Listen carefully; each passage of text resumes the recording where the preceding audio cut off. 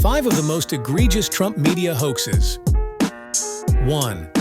The media claimed that Trump called neo-Nazis fine people.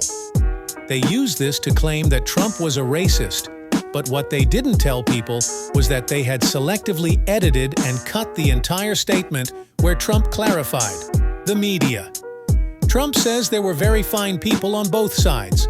Trump's entire statement, there were very fine people on both sides, and I'm not talking about the neo-Nazis and white supremacists, because they should be condemned totally. Trump was referring to the non-racists in the crowd that were there, in support of keeping historical statues up, such as Washington and Benjamin Franklin. Of course, the media attempted to frame Trump as a racist for being in favor of keeping history intact. So you know what? It's fine. You're changing history, you're changing culture, and you had people, and I'm not talking about the neo-Nazis and the white nationalists, because they should be condemned totally. But you had many people in that group other than neo-Nazis and white nationalists, okay? And the press has treated them absolutely unfairly. 2. The Trump-Russia media hoax that was paid for by Hillary Clinton in order to frame Donald Trump for treason.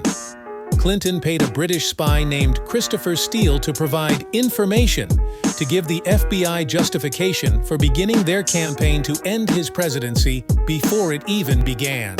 The media subjected the world to 4 years of incessant lies as they wanted him gone no matter the cost. But to get Russian help, but you the made president help also spread Russian sought to get disinformation yourself for years by promoting this. I think that's what Republicans and what people who entrusted you as the Intel Committee chair are so confused about your culpability in all of this. The collusion between the media and the government is pretty apparent, especially left-wing media and left-wing government. It's pretty fucking apparent that there's some narratives that get shared back and forth, and they have talking points, and they don't talk about things they're not supposed to, like the Hunter Biden laptop story or something that's actual news. Just gets crazy story. Because if that was the Donald Trump Jr. laptop, holy fucking shit, would that lead every night? I mean, this whole Russia collusion story has turned out to be completely nonsense.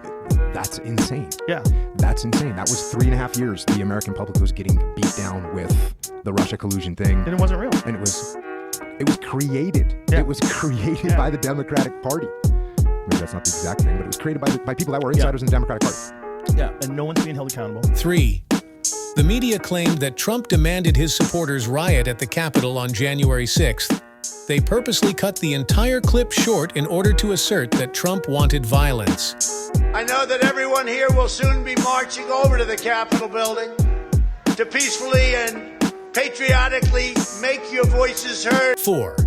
Jussie Smollett worked with the DNC establishment in an attempt to label Trump supporters as racists by crafting a hoax with the media. He hired Nigerians to beat him up and call him racist slurs in the middle of the night and claim they were from MAGA country. This was exposed. Kim Foxx, the Chicago DA and Michelle Obama ally, went out of her way to try to reduce the punishment for Smollett, despite the fact that he severely amped up racial tension in America, all based on a lie. He ended up in prison where he claimed he was not suicidal. And I didn't answer. I kept walking, and then I heard Empire. So I turned around and I said, "Did you just say to me?" And I see the attacker masked, and he said, "This MAGA country punches me right in the face."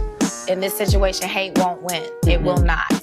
I don't know if that's really the reason. That's him. Is that him? That's that Nick. It's that Nick. Get that Nick.